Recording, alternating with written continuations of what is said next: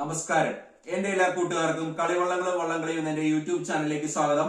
ഞാൻ മാത്യു തോമസ് ഊരാമേലിൽ കല്ലുവരിക്കൽ. ഇന്ന് ഞാൻ എന്റെ ചാനലിൽ കൂടി വിശദമാക്കാനായി പോകുന്നത് ഒരു കളിവള്ളമായ ഇരുട്ടുകുത്തി വള്ളങ്ങളെ കുറിച്ചാണ്. ഇരുട്ടുകുത്തി പേരിൽ തന്നെയുണ്ട് ഇവന്മാരുടെ ഭൂതകാല ചരിത്രം. പേര് ഉത്ഭവിച്ചത് എങ്ങനെയെന്നും നമ്മൾക്ക് ഈ പേരിൽ നിന്ന് തന്നെ മനസ്സിലാക്കാം, അല്ലെങ്കിൽ ഊഹിച്ചെടുക്കാം. അതായത് ഇരുട്ടുകുത്തി, ഇരുട്ടിന്റെ മറവിൽ കുത്തിമറിഞ്ഞ് പണ്ട് കാലങ്ങളിൽ കായലുകളിലും അതുപോലെ ജലാശയങ്ങളിലും കടലോരങ്ങളിലും കടൽ കൊള്ളക്കാർ, അതായത് ചരക്കുമായി പോകുന്ന വള്ളങ്ങളെ, സമ്പന്നരെ നോട്ടമിട്ടിരുന്ന വള്ളങ്ങളായിരുന്നു ഈ ഇരുട്ടുകുത്തി വള്ളങ്ങൾ. അതായത് ഈ ഇരുട്ടുകുത്തി വള്ളങ്ങളുടെ ഭൂതകാലം ഒരു കറ പുരണ്ടതാണെന്ന് നമുക്ക് പറയാം, അല്ലെങ്കിൽ കരി പുരണ്ടതാണ്, അല്ലെങ്കിൽ അത്ര വെടിപ്പല്ല. ഈ ഇരുട്ടുകുത്തി വള്ളങ്ങൾ പ്രധാനമായും കായൽ അല്ലെങ്കിൽ ജലാശയങ്ങളിലെ പിടിച്ചുപറിക്കാർ, കടൽ കൊള്ളക്കാർ, അല്ലെങ്കിൽ എന്താണ് തസ്കരന്മാർ ഉപയോഗിച്ചിരുന്ന വള്ളങ്ങളായിരുന്നു. ഈ ഇരുട്ടുകുത്തി വള്ളങ്ങളെയും അതുപോലെ തന്നെ ചുരുളൻ വള്ളങ്ങളെയും തമ്മിൽ പലർക്കും സംശയമുണ്ട്. ഈ ചുരുളൻ വള്ളങ്ങളുടെ രണ്ടു വശങ്ങളിലും ചുരുണ്ട് നല്ല രീതിയിൽ ചുരുണ്ടിരിക്കും. ഒരു ചുരുള് പോലെ ചുരുണ്ടിരിക്കുന്ന വള്ളങ്ങൾ വിളിക്കുന്ന പേരാണ് ചുരുളൻ വള്ളങ്ങൾ. പക്ഷേ ഇരുട്ടുകുത്തി വള്ളങ്ങളുടെ പ്രത്യേകത, അവയുടെ രണ്ടറ്റങ്ങളും വായ്ത്തലകളും ചുരുണ്ടാണ് ഇരിക്കുന്നതെങ്കിൽ കൂടിയും മലയാള ഭാഷയിലെ ല എന്ന അക്ഷരത്തിന്റെ രീതിയിൽ ഉള്ള ഷേപ്പാണ് അതിനുള്ളത്. അതിന്റെ ചുരുളിച്ച കുറവാണ്. ചുരുളൻ വള്ളങ്ങളുടെ രണ്ട് വായ്ത്തലകളും നല്ല രീതിയിൽ ചുരുണ്ടിരിക്കും. നമ്മുടെ ഇരുട്ടുകുത്തി വള്ളങ്ങളുടെ രണ്ട് വശങ്ങളും രണ്ട് വായ്ത്തലകളും രണ്ട് അറ്റങ്ങളും രണ്ട് അഗ്രങ്ങളും ല എന്ന അക്ഷരത്തിന്റെ പോലെ ചുരുണ്ടിട്ടുള്ളൂ. അതാണ് ഇവ തമ്മിൽ കാഴ്ചയിലുള്ള പ്രധാനപ്പെട്ട വ്യത്യാസം. ഈ ഇരുട്ടുകുത്തി വള്ളങ്ങൾക്ക് ഓടി വള്ളങ്ങൾ എന്നും കേരളത്തിലെ പല സ്ഥലങ്ങളിലും പലരും അതിനെ വിളിച്ചു പോരുന്നു. പണ്ട് കാലങ്ങൾ മുതൽ ഇരുട്ടുകുത്തി വള്ളങ്ങളെ ഓടി വള്ളങ്ങൾ എന്നും വിളിക്കാറുണ്ട്. ഈ ഇരുട്ടുകുത്തി വള്ളങ്ങളുടെ പ്രധാനപ്പെട്ട പ്രത്യേകത എന്താണെന്ന് വെച്ച് കഴിഞ്ഞാൽ, ഞാൻ ഓൾറെഡി പറഞ്ഞു കഴിഞ്ഞു, പണ്ടുകാലത്ത് തസ്കരന്മാർ അല്ലെങ്കിൽ കൊള്ളക്കാരാണ് ഇരുട്ടുകുത്തി വള്ളങ്ങൾ കായൽ കൊള്ളയ്ക്ക് അല്ലെങ്കിൽ ജലാശയങ്ങളിലെ കൊള്ളയ്ക്ക് അല്ലെങ്കിൽ കടൽ കൊള്ളയ്ക്ക് പ്രധാനമായും ഉപയോഗിച്ചിരുന്നത്. അത്യധിക വേഗതയാണ് ഇവയുടെ മറ്റൊരു പ്രത്യേകത. അതുകൊണ്ടാണ് കൊള്ളക്കാരുടെ ഇഷ്ടവാഹനമായി പണ്ടുകാലത്ത് ഇതിനെ മാറിയത്. ചുണ്ടൻ വള്ളങ്ങളെക്കാളും വെപ്പ് വള്ളങ്ങളെക്കാളും മറ്റു കളിവള്ളങ്ങളെക്കാളും വേഗത കൂടിയ വള്ളങ്ങളായിരുന്നു നമ്മുടെ ഈ ഇരുട്ടുകുത്തി വള്ളങ്ങൾ. നമ്മൾക്കറിയാം, നമ്മുടെ കേരളം എന്ന പ്രദേശം ഇന്ന് കാണുന്ന രീതിയിൽ റോഡുകളും പാലങ്ങളും നിറഞ്ഞ് അത്യധികമായി വികസിക്കുന്നതിന് മുമ്പ് കേരളം എന്ന സ്ഥലം കായലുകളാൽ ചുറ്റപ്പെട്ട, കടലുകളാൽ ചുറ്റപ്പെട്ട, അതുപോലെ തന്നെ നദികളാൽ ചുറ്റപ്പെട്ട ജലാശയ മാർഗത്തിലൂടെ മാത്രം ഗതാഗതം സാധ്യമായിരുന്ന ഒരു സ്ഥലമായിരുന്നു. ഈ ജലാശയ മാർഗങ്ങളിലൂടെ, കായലുകൾ കൂടെ, നദികളിൽ കൂടെയായിരുന്നു നമ്മൾ എന്ത് ചെയ്തിരുന്നത്? പണ്ടുകാലത്ത് ഗതാഗതം നടത്തിയിരുന്നത്, ജലഗതാഗതം നടത്തിയിരുന്നത്. പണ്ടുകാലത്ത് അത്രയും പ്രാധാന്യം ഇന്ന് ജലഗതാഗതത്തിന് കുറവാണ്. ആ പണ്ട് കാലത്ത് നമ്മുടെ പ്രശസ്തമായ പ്രമാണിമാർ, സാധാരണ ആൾക്കാർ കായലിൽ വള്ളങ്ങളിലൂടെയാണ് പ്രധാനമായും സഞ്ചരിച്ചിരുന്നത്. അതോടൊപ്പം തന്നെ അവർ രാത്രിയിലും പകലും സഞ്ചരിച്ചിരുന്നു. അതോടൊപ്പം തന്നെ കായലിൽ കൂടിയായിരുന്നു കേരളത്തിന്റെ അങ്ങോളം ഇങ്ങോളം, നദികളിൽ കൂടിയായിരുന്നു കേരളത്തിന്റെ അങ്ങോളം ഇങ്ങോളം നെല്ല്, അതുപോലെ തന്നെ കരകൗശല വസ്തുക്കള്, തുണിത്തരങ്ങള്, എല്ലാവിധ സംഭവങ്ങളും ചരക്കുകളും കൈമാറ്റം ചെയ്തിരുന്നത്. അപ്പോൾ ഈ കൈമാറ്റം ചെയ്തിരുന്ന ചരക്കുകളെ അല്ലെങ്കിൽ ചരക്ക് വള്ളങ്ങളെ ഇരുട്ടുകുത്തി വള്ളങ്ങളിൽ വരുന്ന കടൽ കൊള്ളക്കാർ, കായൽ കൊള്ളക്കാർ, പിടിച്ചുപറിക്കാർ നോട്ടമിട്ടിരുന്നു.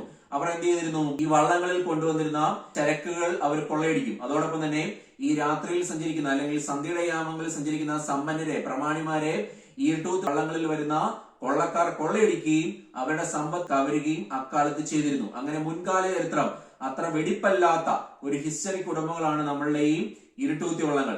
കാലങ്ങൾ മാറി, ജലഗതാഗതത്തിന്റെ പ്രാധാന്യം കുറഞ്ഞു, കേരളം വാഹനങ്ങൾ ഓടുന്ന രീതിയിൽ അല്ലെങ്കിൽ ആധുനിക കേരളമായി വികസിച്ചു. അക്കാലത്തെ കായലിൽ കൂടിയുള്ള ചരക്ക് നീക്കം കുറഞ്ഞു, നദികളിൽ കൂടിയുള്ള ചരക്ക് നീക്കം കുറഞ്ഞു. ജലാശയങ്ങളിലെ കൊള്ളക്കാർ കേരളത്തിൽ നാമാവശേഷമായി എന്ന് തന്നെ വേണമെങ്കിൽ പറയാം. പേരിന് പോലും കാണാൻ കിട്ടാത്ത രീതിയിൽ അവർ വംശനാശം സംഭവിച്ചു. അങ്ങനെയുള്ള കടൽ കൊള്ളക്കാർ, കായൽ കൊള്ളക്കാർ, ജലാശയങ്ങളിലെ കൊള്ളക്കാർ പണ്ടുകാലത്ത് ഉപയോഗിച്ചിരുന്ന കുപ്രസിദ്ധി നേടിയ വള്ളങ്ങളെ കാലക്രമേണ ചെറിയ മോഡിഫിക്കേഷൻസ് ഒക്കെ വരുത്തിയിട്ട് നമ്മുടെ ജലോത്സവങ്ങളിൽ ഉപയോഗിച്ചു തുടങ്ങി. അവയെ വിളിക്കുന്ന പേരാണ് ഇരുട്ടുകുത്തി വള്ളങ്ങൾ. ഈ ഇരുട്ടുകുത്തി വള്ളങ്ങൾക്ക് മറ്റൊരു പ്രത്യേകത ഉണ്ട്. നെഹ്റു ട്രോഫി മുതൽ കേരളത്തിലെ അങ്ങോളം ഇങ്ങോളം നടക്കുന്ന പ്രശസ്തമായ മിക്ക വള്ളംകളികളിലും ഇരുട്ടുകുത്തി വള്ളങ്ങൾ പങ്കെടുക്കാറുണ്ട്. ഇരുട്ടുകുത്തി വള്ളങ്ങൾ പങ്കെടുക്കാത്ത ജലോത്സവങ്ങളും ഉണ്ട്. മിക്കവാറും ജലോത്സവങ്ങളിൽ ഇരുട്ടുകുത്തി വള്ളങ്ങൾ പങ്കെടുക്കുന്നു. ഈ ഇരുട്ടുകുത്തി വള്ളങ്ങൾക്ക് മാത്രമായി കേരളത്തിൽ അങ്ങോളം ഇങ്ങോളം ചില ജലോത്സവങ്ങൾ നടന്നു പോരുന്നു. അതോടൊപ്പം തന്നെ ഞാൻ വെപ്പ് വള്ളങ്ങളെ കുറിച്ച് ഉള്ള വീഡിയോയിൽ പറഞ്ഞതാണ്. എന്റെ നാട് കുട്ടനാട്ടിലെ പച്ചയക്കിടിക്കാടാണ്.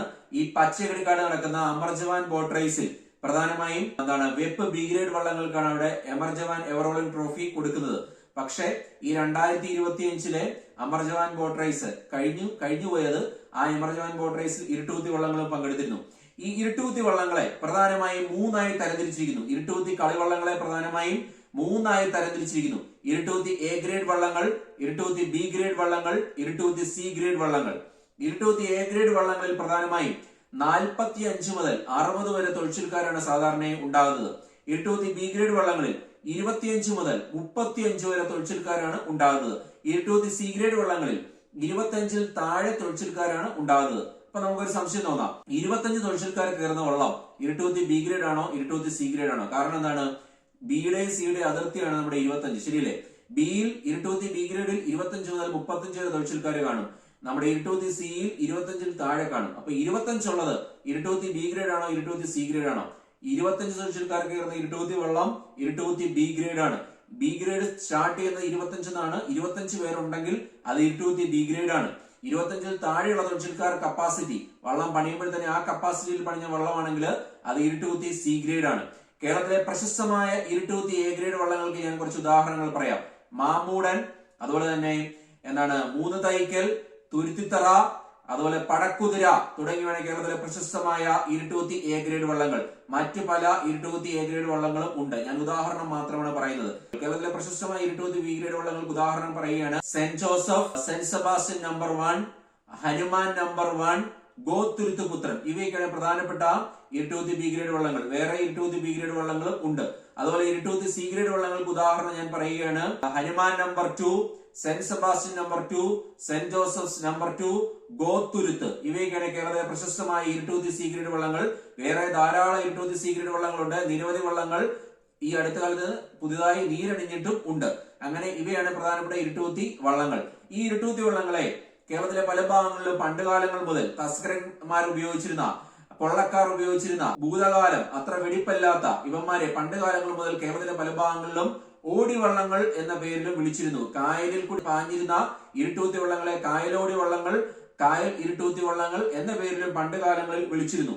അതോടൊപ്പം തന്നെ ഈ ഇരുട്ടൂത്തി വള്ളങ്ങൾക്ക് അവയുടെ ഭൂതകാലം അത്ര വെടിപ്പല്ല എന്ന് ഞാൻ ഓൾറെഡി പറഞ്ഞു കഴിഞ്ഞു. എങ്കിൽ കൂടിയും ഈ ഇരുട്ടൂത്തി വള്ളങ്ങളെ പണ്ട് കാലത്ത് നന്മ പ്രവൃത്തികൾക്ക് വേണ്ടി അല്ലെങ്കിൽ നല്ല കാര്യങ്ങൾക്ക് വേണ്ടി ഉപയോഗിച്ചിരുന്നു. പണ്ട് കാലത്ത് നമ്മുടെ കായലിലൂടെ വന്നിരുന്ന ചരക്ക് വള്ളങ്ങളെ അതിന്റെ ഉടമസ്ഥനായ പ്രമാണിക്കറിയാം ഈ വള്ളം കായലിൽ വെച്ച് കൊള്ളയടിക്കാനായി സാധ്യത ഉണ്ടെന്ന് അറിയാം. അതിനായി എന്ത് ചെയ്യും? നമ്മൾ ഇംഗ്ലീഷിൽ പ്രശസ്തമായ പഴഞ്ചൊല്ല് കേട്ടിട്ടുണ്ട്, attack is the best defence. മലയാളത്തിലുണ്ട് ആ പഴഞ്ചൊല്ല്. ആക്രമണമാണ് ഏറ്റവും നല്ല പ്രതിരോധം. പ്രമാണിക്കറിയാം അല്ലെങ്കിൽ മുതലാളിക്കറിയാം തന്റെ വള്ളം കൊള്ളയടിക്കാൻ വേണ്ടി കവർച്ചക്കാർ ഇരുട്ടൂത്തി വള്ളങ്ങളിൽ വരും. അതേ ഇരുട്ടൂത്തി വള്ളത്തിനെ അതേ സ്പീഡിൽ തടുക്കാൻ മല്ലന്മാർ, ആ മുതലാളിയുടെ മല്ലന്മാർ അല്ലെങ്കിൽ ബോഡി ഗാർഡ്സ് അല്ലെങ്കിൽ വള്ളത്തിന്റെ സെക്യൂരിറ്റി ഗാർഡ്സ് ഈ ചരക്ക് വള്ളത്തെ അനുഗമിക്കും. ഇരുട്ടൂത്തി വള്ളങ്ങളിൽ 2 ഫോഴ്സ് വരെ അനുഗമിക്കും. അതായത് ഈ കൊള്ളക്കാർ ഇരുട്ടൂത്തി വള്ളങ്ങളിൽ തസ്കരന്മാർ രാത്രിയുടെ മറവിൽ ഇരുട്ടത്ത് കുത്തിയെറിഞ്ഞ് ഈ ചരക്ക് വള്ളത്തെ അപ്രോച്ച് ചെയ്യുമ്പോൾ ഈ വള്ളത്തിന്റെ സെക്യൂരിറ്റി ഫോഴ്സായ മല്ലന്മാർ നിറഞ്ഞ സംഘം അല്ലെങ്കിൽ ചട്ടമ്പികൾ നിറഞ്ഞ സംഘം ആ കൊള്ളക്കാരെ തുരത്തുകയും തങ്ങളുടെ മുതലാളിയുടെ ചരക്ക് വള്ളത്തെ സംരക്ഷിക്കുകയും ചെയ്യും. ആ രീതിയിൽ ഒരു സെക്യൂരിറ്റി ഫോഴ്സിന്റെ വാഹനമായും വള്ളമായും പണ്ട് കാലത്ത് നമ്മുടെ ഈ ഇരുട്ടൂത്തി വള്ളങ്ങൾ ഉപയോഗിച്ചിരുന്നു. അതോടൊപ്പം തന്നെ ഇരുട്ടൂത്തി വള്ളങ്ങൾക്ക് നെഹ്റു ട്രോഫിയിൽ ഉൾപ്പെടെ പ്രശസ്തമായ സ്ഥാനമാണുള്ളത്.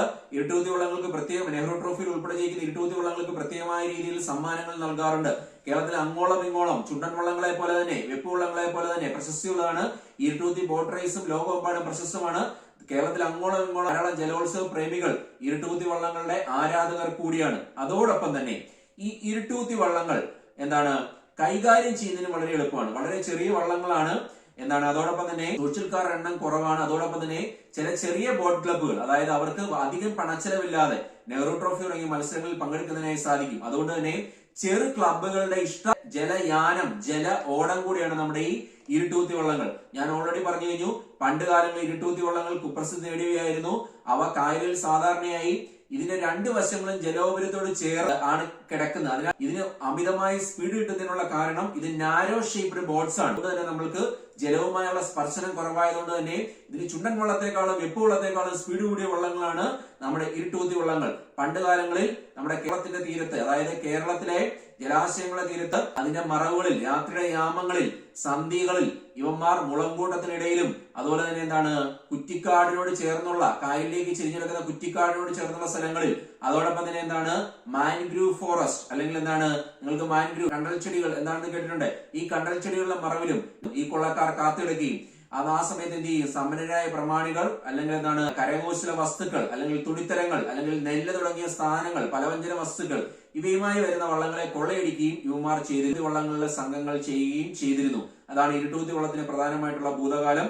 എങ്കിൽ കൂടി ഇരുട്ടൂത്തി വള്ളങ്ങൾ ഇന്നത്തെ കാലത്ത് നന്മ പ്രവൃത്തികൾ ചെയ്ത് ജീവിക്കുന്നു. അവർ ഏത് നന്മ പ്രവൃത്തിയാണ് ചെയ്യുന്നത്? അവർ കേരളത്തിലെ അങ്ങോളം ഇങ്ങോളമുള്ള ജലാശയങ്ങളിൽ വില്ലാളി വീരന്മാരായി അത്യധികം വേഗതയിൽ വെള്ളത്തുള്ളികളെ ചിന്നിച്ചെതറിച്ച് പറന്ന് ഫിനിഷിംഗ് പോയിന്റിലേക്ക് പറന്നെടുക്കുകയും കലോത്സവ പ്രേമികളെ ആനന്ദത്തിൽ ആറാടിക്കുകയും ചെയ്യുന്നു. അവർ ഇരുട്ടുകുത്തി വള്ളങ്ങൾ ഇപ്പോൾ ചെയ്യുന്ന നന്മ പ്രവൃത്തി. നിങ്ങൾക്ക് എന്റെ ചാനൽ ഇഷ്ടമായെങ്കിൽ ഇത് ലൈക്ക് ചെയ്യുക, ഷെയർ ചെയ്യുക, സബ്സ്ക്രൈബ് ചെയ്യുക. അതോടൊപ്പം നിങ്ങളുടെ ബെൽ ബട്ടൺ എനേബിൾ ചെയ്യുക. വള്ളങ്ങളെയും കളിവള്ളങ്ങളെയും മറ്റു വള്ളങ്ങളെ അറിവുകളെയും കുറിച്ചുള്ള അറിവുകൾ കടൽ തീരത്തെ മണൽത്തരി പോലെ വിശാലമാണ്. എത്രമാത്രം നമ്മൾ പെറുക്കിയെടുക്കാൻ നോക്കിയാലും ആ മണൽത്തരികൾ കടൽ തീരത്തെ അനന്തമായ സാഗരത്തിലേക്ക് അവസാനിക്കാത്ത രീതിയിൽ പരന്ന് വിശാലമായി കിടക്കുന്നു. പുതിയൊരു വള്ളംകളി വിശേഷമായി നമ്മൾക്ക് എന്റെ ചാനൽ കൂടി വീണ്ടും കാണാം. നന്ദി, നമസ്കാരം.